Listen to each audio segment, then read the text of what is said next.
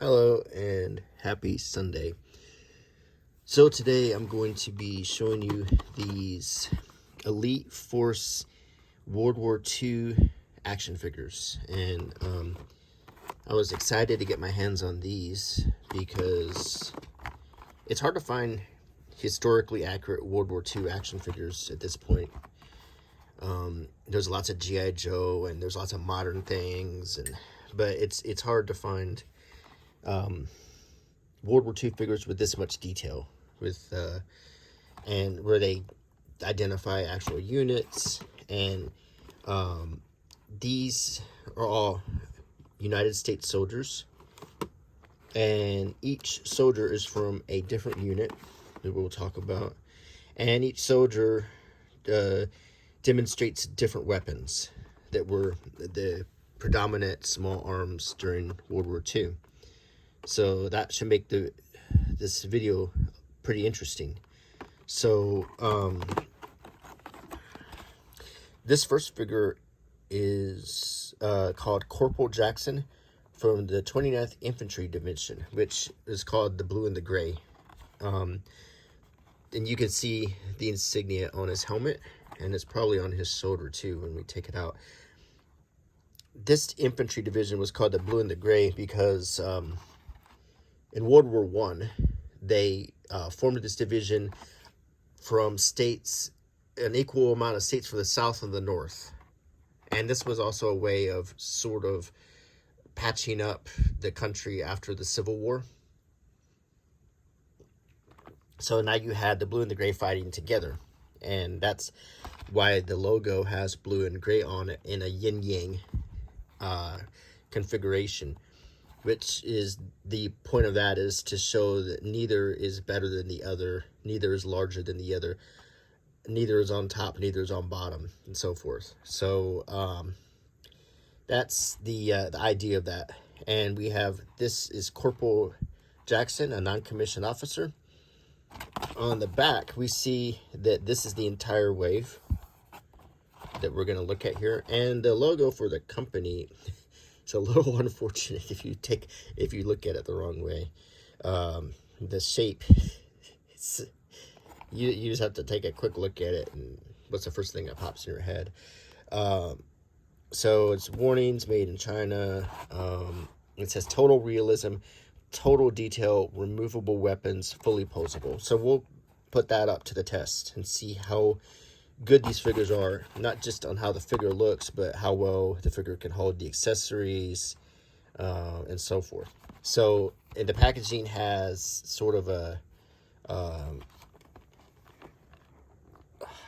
I believe that is a detail of a picture from Omaha Beach landing.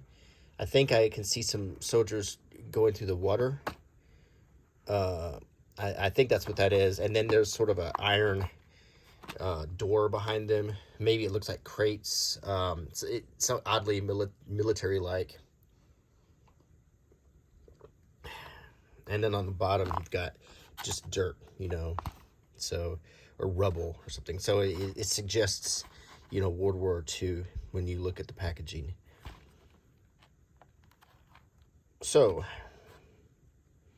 and I see that there's quite a lot of accessories. So, without further ado, let's open this up.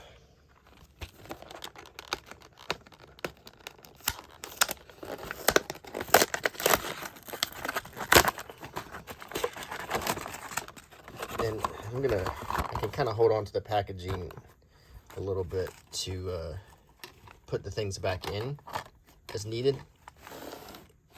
So let's get this. So we'll take all the parts out.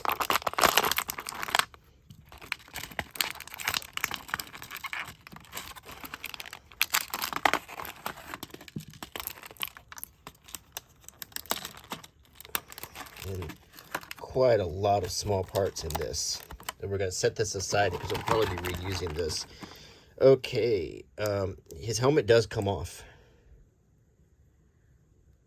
And that's pretty cool. And it fits really well. Underneath he has some slicked back black hair. And the helmet fits very snugly on his head. He has corporal chevrons This is an M1 Garand, and before you correct me, that is the pronunciation. It is not Garand, it is Garand. That was at the request of the inventor. That was how his name was pronounced, was like Aaron. Let's see here.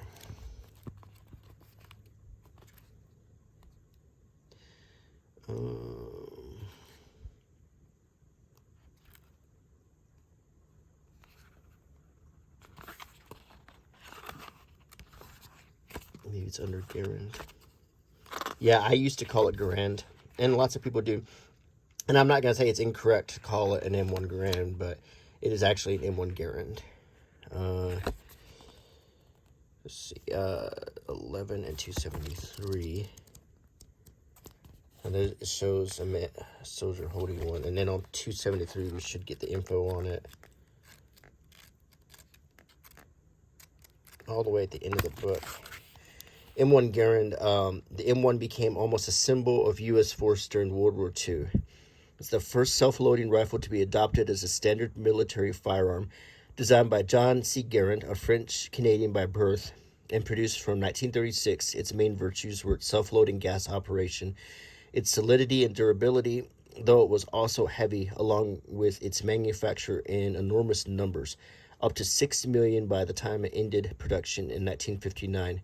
The negatives of the M1 were the 8-round clips had to be loaded full or not at all. Single rounds could not be added to a clip from which rounds had already been fired, and a loud ping when the magazine emptied its last round, which could act as an advertisement of vulnerability to the enemy. Cunning GIs would throw empty clips to simulate their running out of ammunition, tempting unwary enemy soldiers out of cover.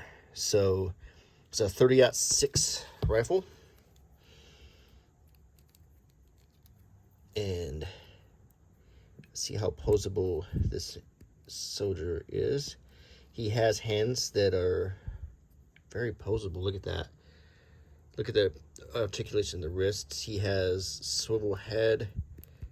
He has a click joint in the shoulders. Of course, a swivel. He has a ball hinge and a swivel in the elbows. And he has a hinge and a swivel on the wrists. Swivel torso. Hips that have a hinge and a swivel.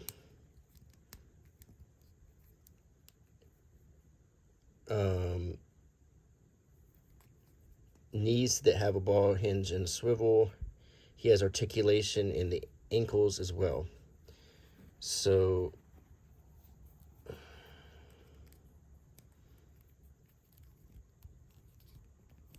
first of all, let's demonstrate him holding the M1 Garand. And he does hold it pretty well. And that's a good pose. The detail on the M1 Garand itself is pretty good. You see silver for the magazine assembly down there. You see hooks to put a strap on it.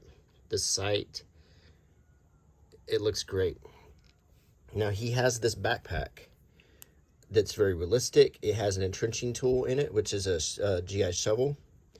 He also has a belt that has a first aid kit, a canteen, a sheath for a knife or bayonet, and a pistol. And he has 2 pouches here for ammo. So that's a great effect. He comes with, additionally, this weapon here.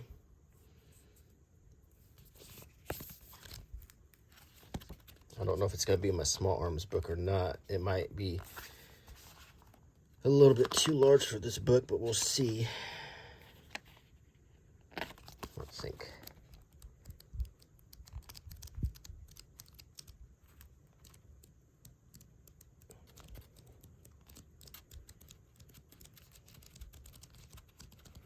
Just flipping through, I don't think it's going to be in here. Maybe. I mean, we got some other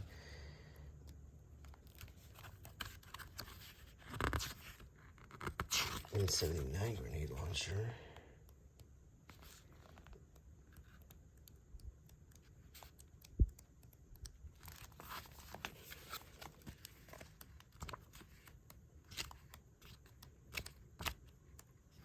We got heavy machine guns. I hear Trixie. She would really love to participate in this video. But I don't see a bazooka in here. Dang it. Well, I should have gotten the...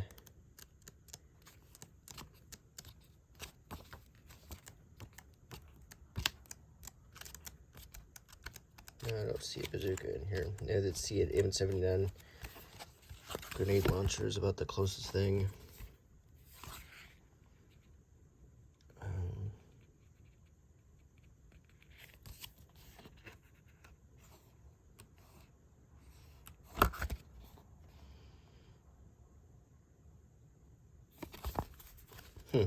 Well, anyway, this is a bazooka. A two-man weapon.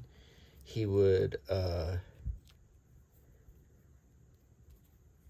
put the weapon over his shoulder, like so. And then a soldier behind him would load the projectile into the tube, and then he would fire it. It would have a back blast. So that's the bazooka. And I mean, you could have him holding it, but it's really a guy behind him really needs to be doing it. He also comes with some pineapple hand grenades that are in a nice scale with him. And he comes with some smoke grenades. And they even added a touch of paint to them to make them more detailed. Smoke was used for stealth or to cover up positions or to make signals. He comes with this semi-automatic pistol, which I believe is a Colt 1911, or maybe Browning. I think it's a Colt 1911 is what I believe this is.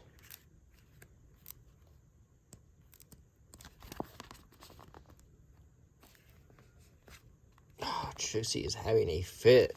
She's mad because when I let her come in, when I do the videos, she starts messing with everything. And she has a lot of fun, but it will make a lot of noise, and she'll knock things down. Yeah. So this is a Colt 9.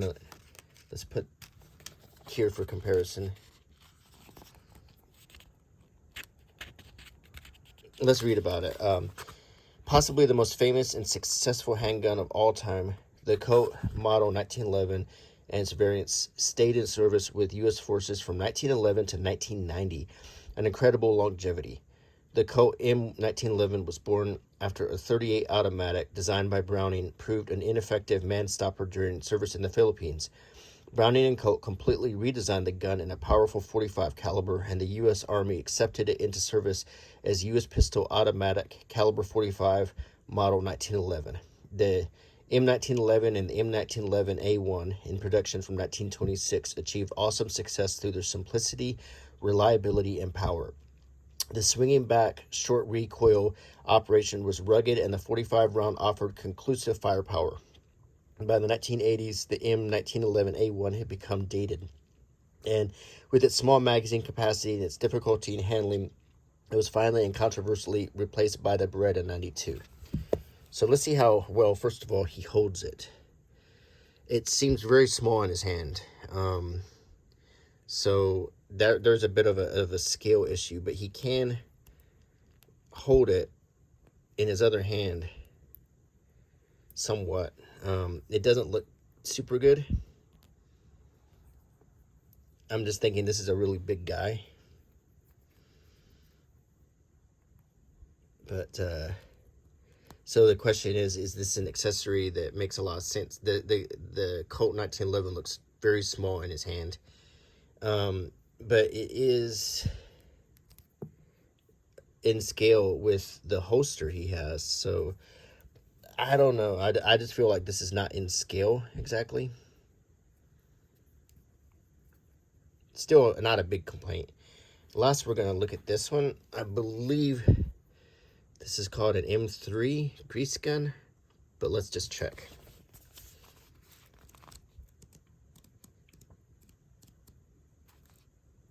Here we go. M3A1. Let's make sure we have the right one here. And I believe we do. Like so many submachine guns of World War II, the M3 was designed specifically to meet the requirements of mass production. Designed by George Hyde and produced by General Motors. So General Motors made this. The M3 came online in 1942 and earned the title Grease Gun on account of its crude appearance. It was capable of firing both 9mm and 45 ACP caliber rounds by simple changes of bolt, barrel, and magazine, but the latter caliber was by far the most popular. It fired at a relatively low 450 RPM via a simple blowback mechanism, and apart from one or two problems with the straight-line magazine feed and the durability of some of its cheap pressed steel components, it proved itself a totally serviceable weapon. The M3A1's main virtue as a gun was that it was there. 650,000 were made by 1944, and it worked. So let's see how well this corporal holds the M3. And he does, well, spoke too soon. You can put his finger through the trigger, and he can hold it pretty well. So once again, we can kind of put it in a pose. This is a good posable figure, but there is still some limitations on articulation. Like, it would be nice if he could reach all the way over, but I don't think that's going to happen.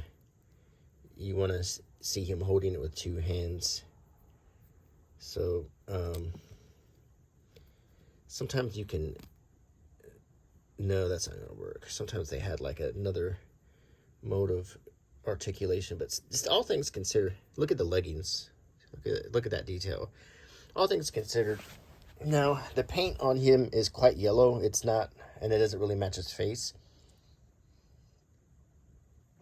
I'm talking about his hands. So, you know, there's a few little things that you could say could be better.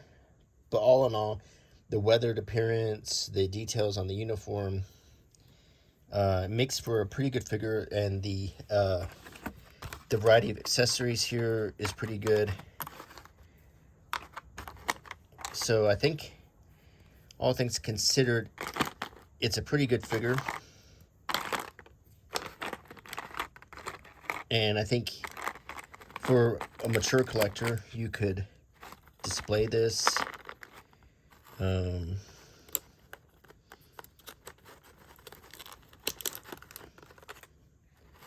Let's just put all of this back in.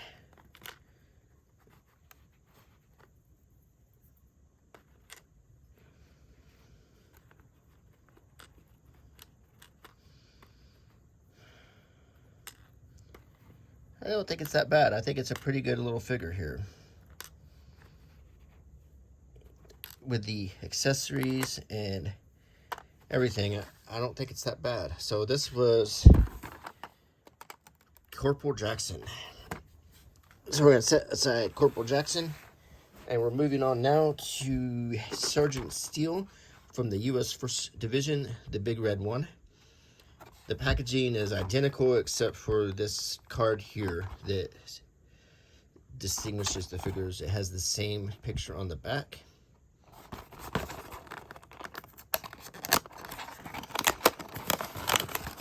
It opens well, so you can put it back together for collector purposes so you don't lose all of the parts. Now, interestingly, Sergeant Steele is holding his 45 caliber pistol. So, and actually, for some reason, it looks better in his hand than it did in Jackson's. Let's get all the parts out. Take a look at them.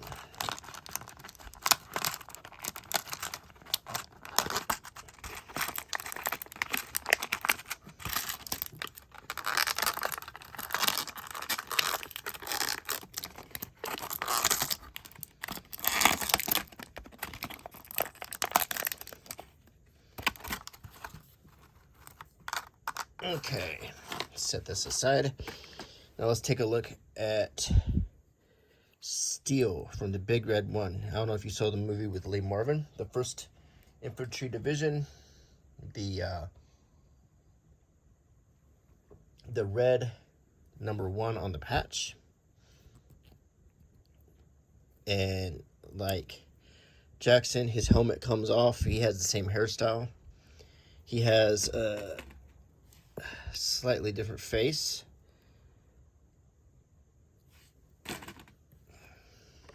Whoop, bumped the camera. He has a utility belt with that, I believe that's a gas mask. He has his entrenchment tool here, but he also comes with one out.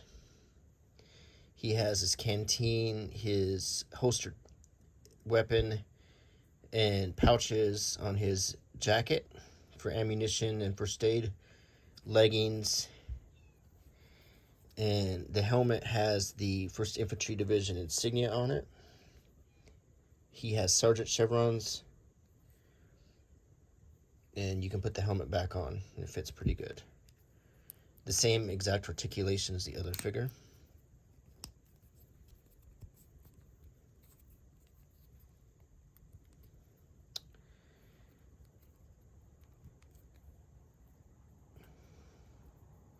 Pretty good articulation. He also comes with the M3. And he comes with this monster right here on a tripod. Now let's load her up and find out what this is. Does it load from this direction? Okay. Very nicely done. Nice paint to show the brass on the bandolier. And I believe this is a .30 caliber machine gun, but let's take a look.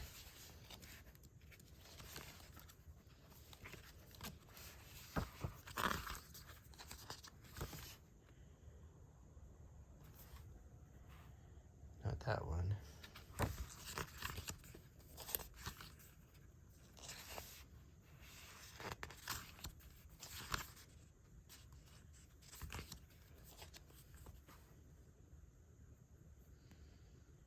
Nope.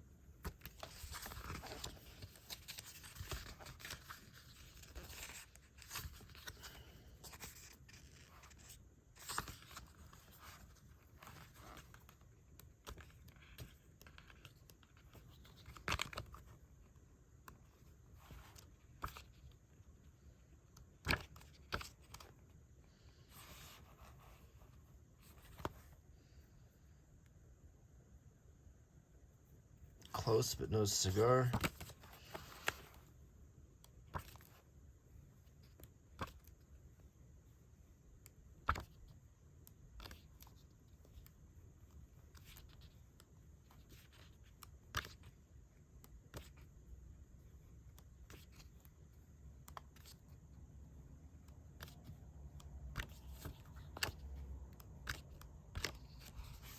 Did we already flip through it?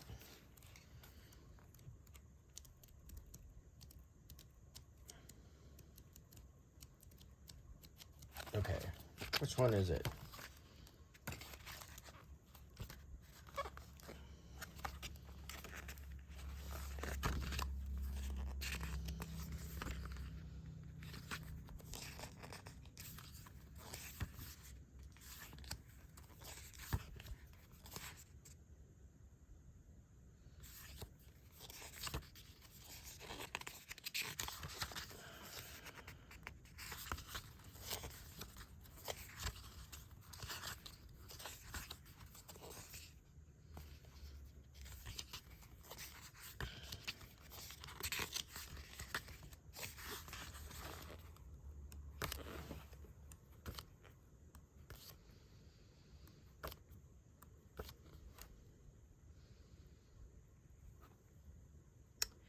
I believe it's the Browning M2 HB.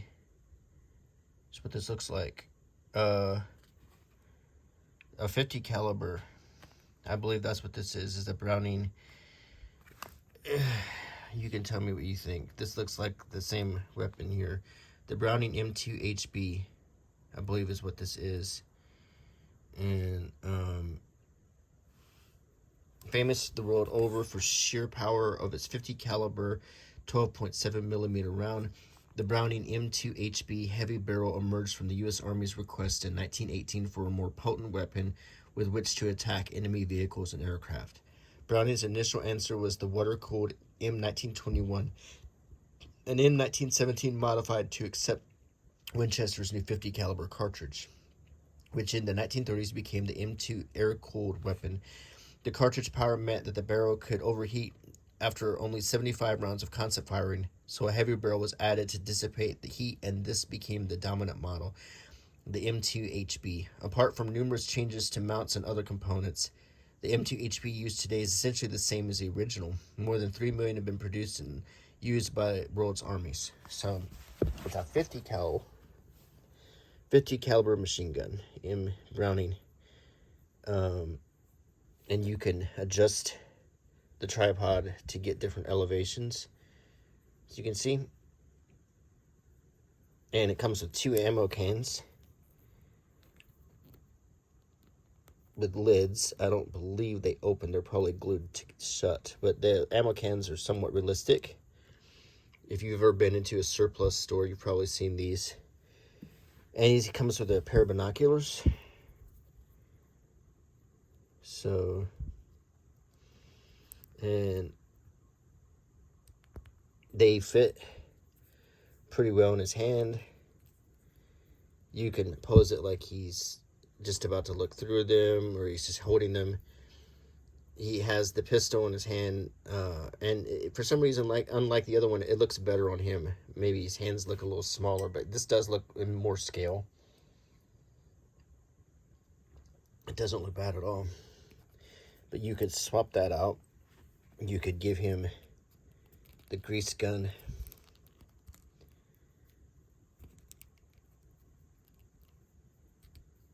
And he holds it pretty well.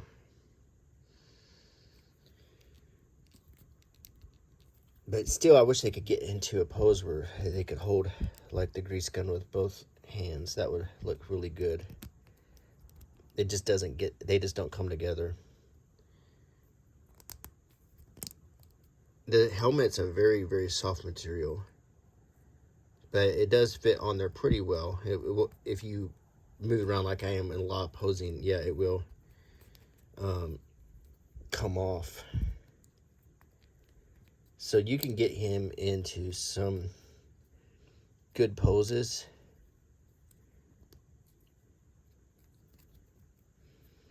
And say we want to put him on the heavy machine gun. Interestingly, he has a backpack too, but I don't think it comes off like the other one. It's not the same. It's not the same pack.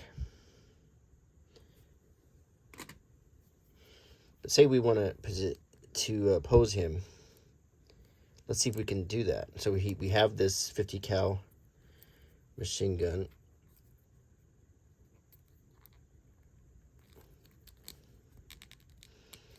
Let's see if we can pose him on it.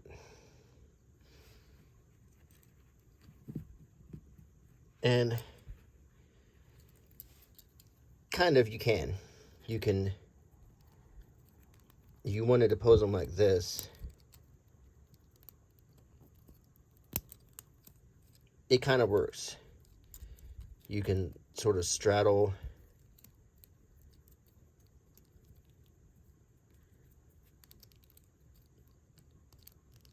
the tripod on his legs here.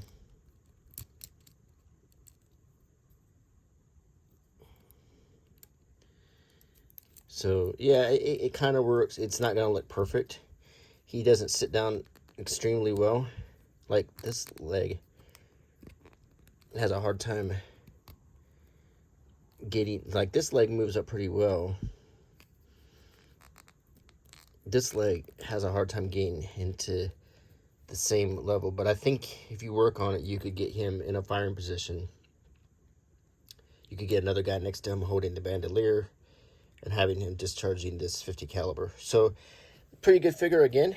The details are good.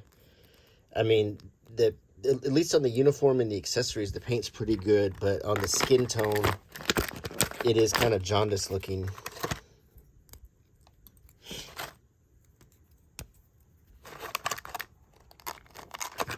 Let's see if we can put the parts back in. And see this right here. 2 ammo cans.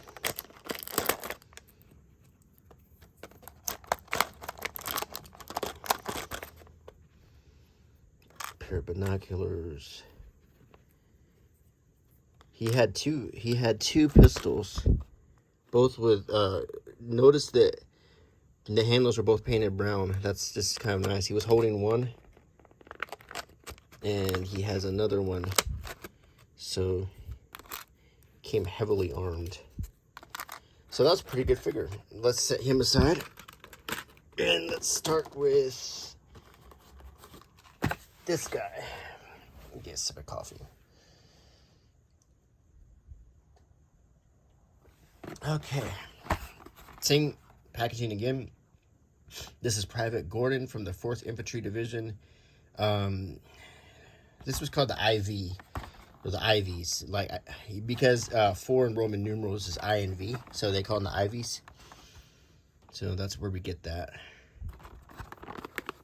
So this is Private Gordon. Try to collector open it again.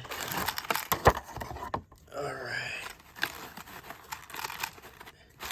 Let's dump everything out.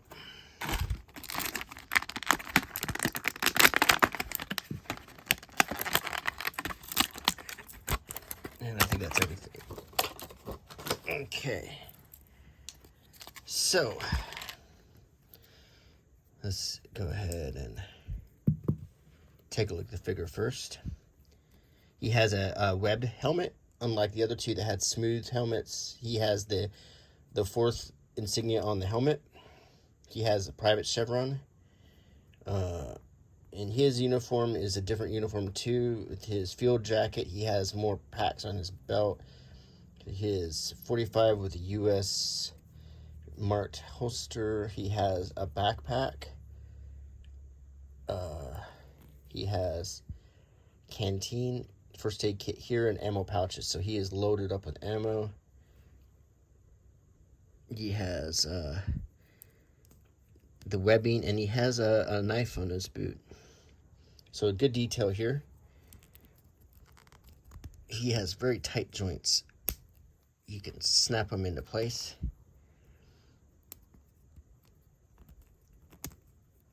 But good articulation.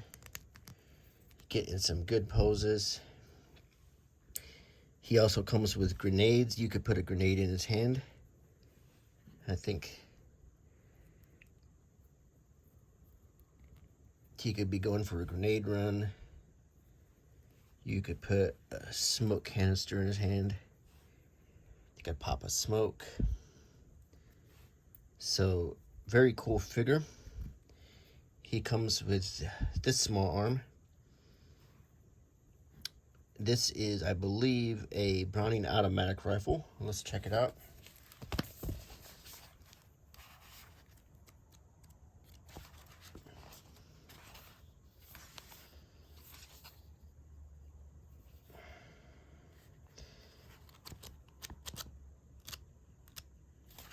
Okay, and what's that look like to you? I believe that is a winner. It's got a few different details on it, but this is essentially the same rifle. A Browning automatic. Put it here for comparison. It has the same bipod. This one has this handle on the top. But otherwise, they're pretty much the same rifle. Let's read about it. The Browning automatic rifle, or BAR, was something of an oddity, as it was classed as a rifle, but was more of a light machine gun in its dimensions. It was developed by Browning in 1917 and used in World War I in 1918, after which it was fitted with a bipod and became the BAR M1918A1, then the slightly improved BAR M1918A2. The BAR was a gas-operated gun which, depending on model and sub-variations, could fire either a full automatic at two rates, 350 or 550 RPM, or single shot and full automatic. Firing full auto from a magazine that only held 20 rounds was somewhat incongruous. But despite this and its heavy weight, the BAR became immensely popular with U.S. servicemen during World War II, and it remained in active service until 1957. In combat during World War II, the BAR was often seen with the bipod removed to save weight. And I don't think this bipod comes off. You'd have to break it, I think. Or does it? It might actually... I don't want to break... This is so delicate. It might actually come off. It does look like it's just pegged in there. Oh. It does absolutely come off. Yeah. So if you get this figure, you can take the bipod off and you can have it in this configuration. But it's a small piece, so I'm going to put it back on. And it fits on nice and snug. And can he hold it is the next question. Of course, he was packaged with him holding it. So yeah, he can hold it like this. And he can put his other arm like that.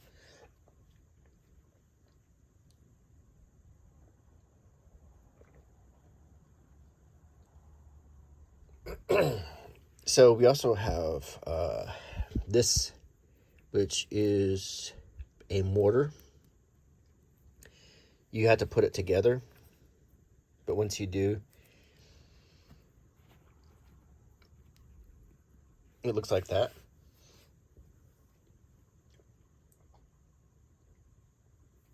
I don't think that mortars are in this book.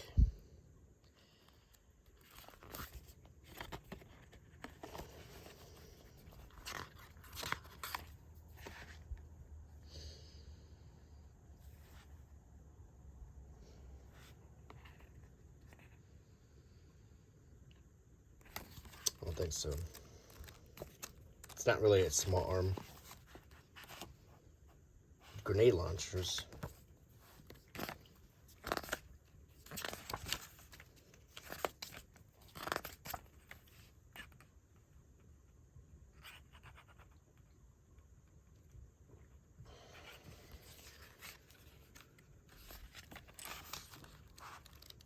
But anyway, let's look at it again. So you have a bipod.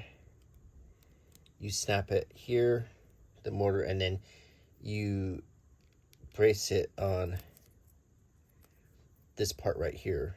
This would go into the ground.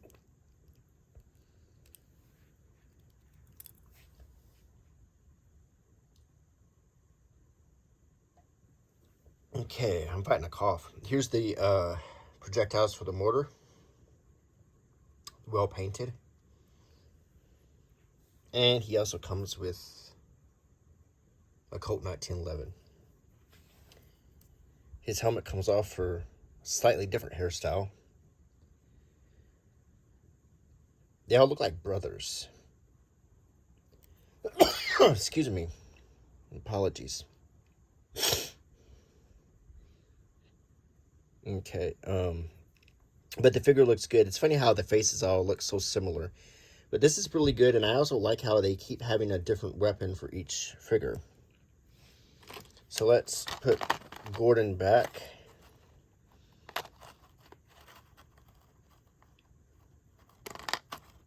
To figure out how to get all this.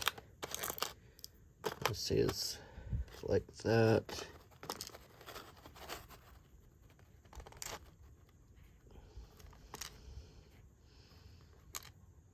Two smokes, two grenades. Another pretty nice figure. Okay. Excuse me. I tickle my throat here. The final figure looks like he got a little jostled because his weapon is out of his hands here.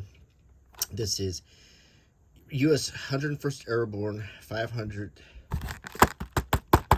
What does that say? Is it 506th?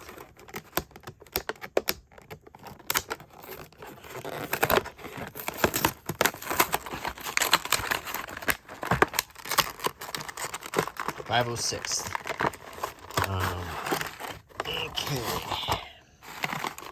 So, this is the same division as was featured in Band of Brothers.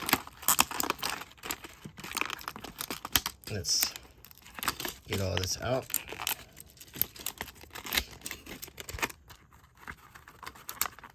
And he does come with even some different accessories.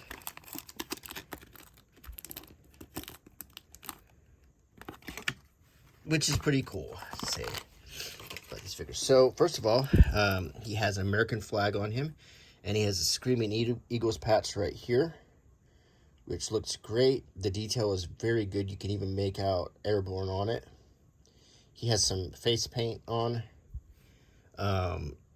He has a fighting expression and some other nice details. You can see the spade on his paratrooper helmet, and you can see the strap, the chin strap, and that's a nice detail to have right here. So that's a good touch. He's a sergeant. You don't see a chevron on him, but that's okay. You see the flag. He's obviously on the Normandy invasion. He has a marked U.S. backpack. He has an entrenchment tool that looks distressed and weathered here. Gas mask, ammo, a sheath, canteen. He has his big old paratrooper pockets, 2 grenades on his webbing belt. I think that's a first aid kit. Not sure, or it could be some of his supplies as a paratrooper, you know, like his cricket or some of the other things they carried that were specialized equipment. His pistol here. So just really cool features. And then he's carrying this rifle, and that looks like a Thompson submachine gun. Let's take a look.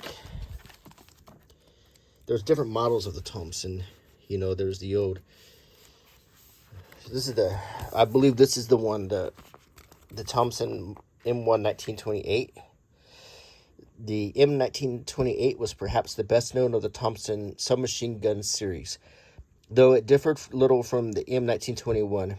While it was the first Thompson to enter military service with the U.S. Marines, manufacture of the M1928 did not reach substantial levels until the beginning of World War II, when France, Britain, and Yugoslavia needed reliable small arms with high rates of fire.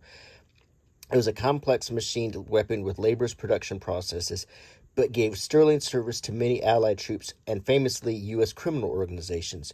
The M1 submachine gun was the Thompson M1928 redesigned for mass production, with a simple blowback design and removal of the M1928's barrel cooling fins and compensator.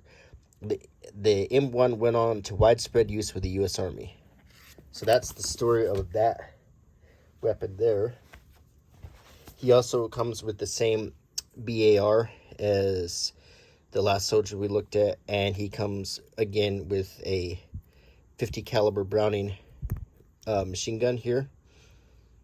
I believe that's the same 50 caliber that we looked at before, and with the same bandolier that you can feed in to right here. Or is it going right here? There, maybe it feeds in that way. Well, it looks great. The painting looks good. He comes with 2 ammo cans to put next to the machine gun. He comes with another accessory we haven't seen yet, which is a military flashlight, which looks great. You can, for instance, you can put that in his hand. It's very hard plastic.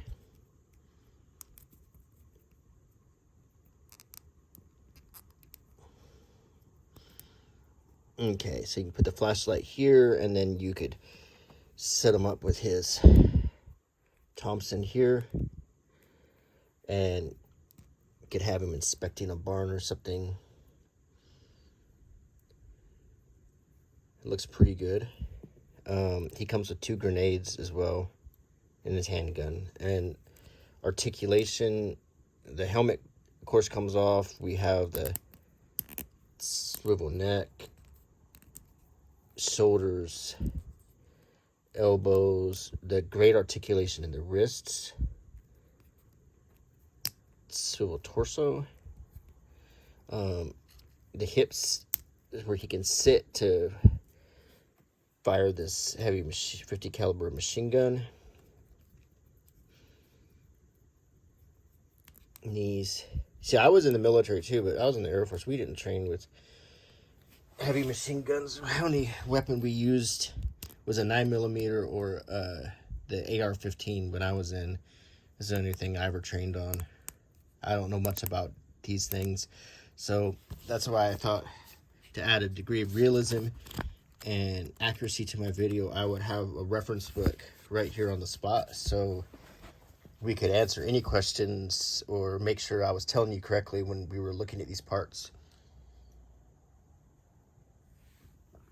I think this is a great figure. I think this whole set is great, actually. I think that this is a wonderful little set of World War II figures with a lot of attention to detail, with great accessories, kind of educational, and you could put them in great poses.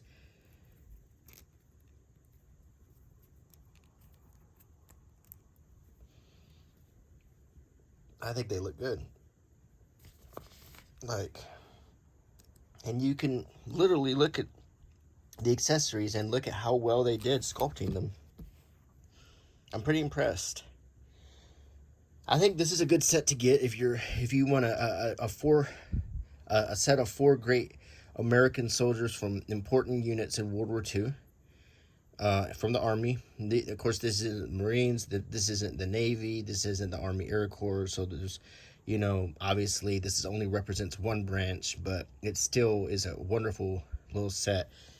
From details like the U.S. logo being correct, to the flag. And if you even look closely at that flag, it's got 48 stars, which is the correct flag from that period. They really hit the details very well on this set. I have to say this is a really good set to have. So I'm glad to have it. I'm going to figure out a great way to display them.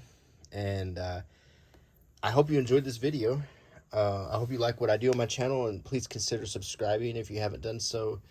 Please leave a comment, a thumbs up, and click the bell icon if you do subscribe so you can keep up my videos. Feel free to share, and all of that helps this channel.